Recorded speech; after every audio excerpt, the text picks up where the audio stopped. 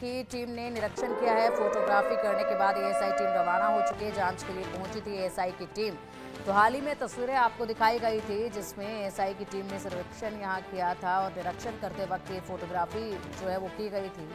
शाही जामा मस्जिद की फोटोग्राफी की गई थी।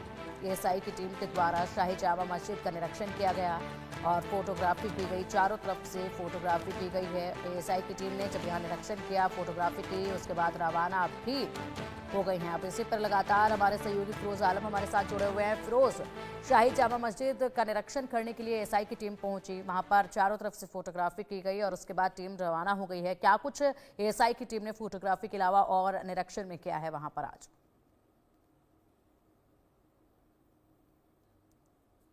मिलने के बाद लगातार जो मुस्लिम समुदाय के लोग हैं उन्होंने हाईकोर्ट का स्वागत किया है। जिस तरीके से संभल के अंदर शाही जामा मस्जिद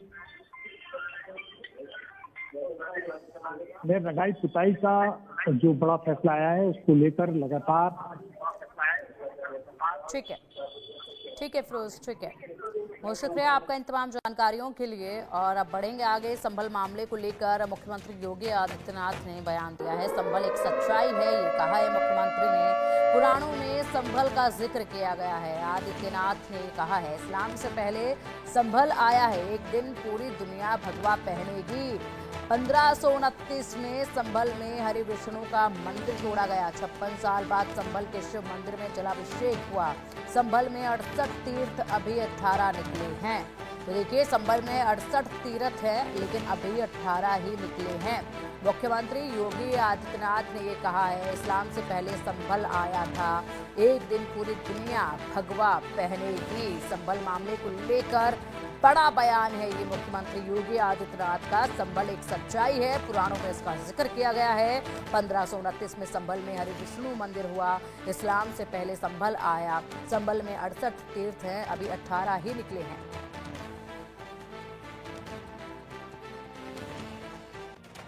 पंथ संप्रदाय उपासना विधि का सम्मान करता हूं। देखिए, अब गोरख पीठ में आएंगे, आप देखेंगे कोई भेदभाव किसी के साथ नहीं होता। एक पंगत में सारे लोग भोजन लेते हैं। कोई भेदभाव नहीं, न जाति का भेद, न क्षेत्र का भेद, न भाषा का भेद, न पंथ का भेद, न संप्रदाय का भेद, कोई भेद नहीं। हमारे पूज्य संतगण किसी भी पंथ और संप्रदाय से जुड़े होंगे, वे वहां आकर के एक साथ बैठ करके सभी लोग प्रसाद ग्रहण कर लेते हैं। कहीं कोई भेद नहीं है और सबको हम लोग सम्मान देते हैं। और मैं इसीलिए मैं कह रहा हूं ना कि हर पंथ संप्रदाय एकम सद विप्रा बहुधा बनंती के इस भाव में हम विश्वास करते हैं। उपनिषदों का जो भाव है, भारत की वैदिक परंपरा का जो भाव है, वह हमारे अंतःकरण में रसा बसा है।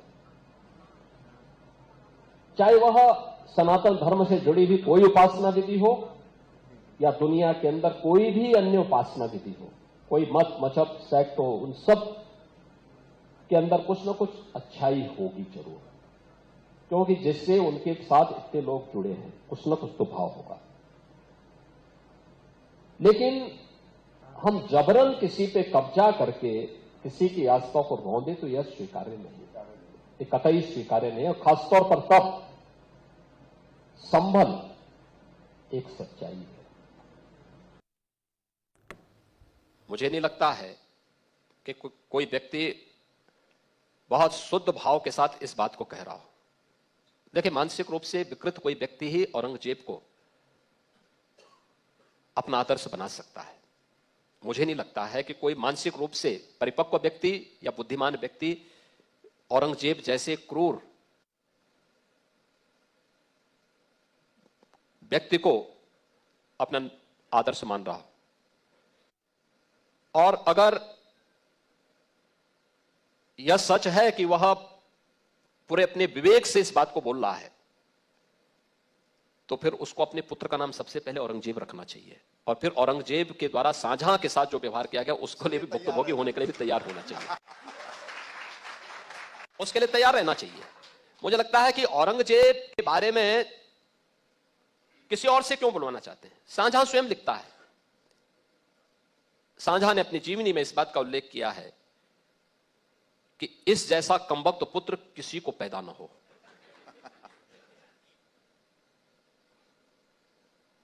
यह शाहजहां कहता है और वो कोसता है औरंगजेब को कि तुझसे अच्छा तो वह हिंदू है जो हिंदू जीते जी तो अपने बुजुर्ग मां बाप की सेवा करता है और मरने के बाद वर्ष में एक बार श्राद्ध और तर्पण के माध्यम से अपने पितरों को जल देता है। तो जैसे कमबख्त ने तो मुझे एक एक बूंद जल के लिए तरसाया है। कहते हैं जब उसने आगरा के किले में कैद करके रखा था शाहजहां को, एक मिट्टी के छोटे से घड़े में 24 घंटे के लिए जल मिलता था। तड़प तड़प करके उसकी मौत हो गई। औरंगजेब वही व्यक्ति है जिसने अपने भाई को कत्लेआम किया था।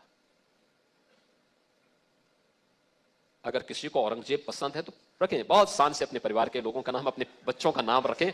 मैं उनको उनको मुबारकबाद दूंगा, इसके बारे में बधाई दे दूंगा उनको कि तुमने अच्छा किया, अब इसका परिणाम भी भुगत लो। महाकुंभ का आयोजन दुनिया को भारत की सामर्थ्य और सनातन धर्म के वास्तविक स्वरूप को प्रस्तुत करने का और देश के अंदर उत्तर प्रदेश के बारे में जो एक धारणा थी उस धारणा को बदलने का हम एक माध्यम मानते हैं। और इन दोनों में हम लोग सफल रहे हैं।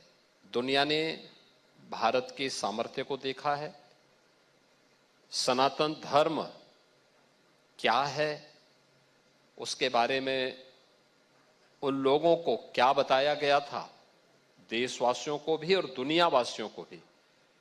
लेकिन उसका वास्तविक स्वरूप देखना हो तो सनातन धर्म क्या है, यह महाकुंभ उसका एक विराट स्वरूप की एक झलक थी। और उस स्वरूप जो झलक थी महाकुंभ के रूप में, दुनिया उसको बड़े आश्चर्यचकित तरीके से, बड़े अद्भुत और कौतूहल की निगाहों से देख रही थी। और उस महाकुंभ के त्रिवेणी के संगम में डुबकी लगा करके, महास्नान में भागीदार बन करके स्वयं पुण्य का भागीदार भी बन रही थी। इसलिए उत्तर प्रदेश को अपना परसेप्शन को देश और दुनिया के सामने प्रस्तुत करने का अवसर मिला। तो भारत की जो वास्तविक पहचान थी, महाकुंभ ने दुनिया के सामने उसको रखा कि भाई ये भारत है और भारत की सामर्थ्य है और सनातन धर्म इसका मूल पहचान है। और सनातन धर्म को जानना है। जो तुम सोचते हो जाति भेद के बारे में, पंथ भेद के बारे में, क्षेत्र के भेद के बारे में या लिंग के भेद के बारे में, यहां ऐसा कुछ नहीं। एक त्रिवेणी का महासंगम में आप सबको एक साथ डुबकी लगाते हुए देख सकते हैं और यही एक भारत श्रेष्ठ भारत का वास्तविक रूप है और यही सनातन धर्म का विराट दर्शन भी है। तो दुनिया मुझे कुछ भी सोचे मेरे बारे में, ये सच है, मैंने भगवत बाना धारण किया, ये मेरी पहचान है, हमारे सनातन की पहचान भी है। तो मुझे तो इस पे गौरव की अनुभूति होती है और एक दिन पूरी दुनिया पहने की देखना। बुलेटिन में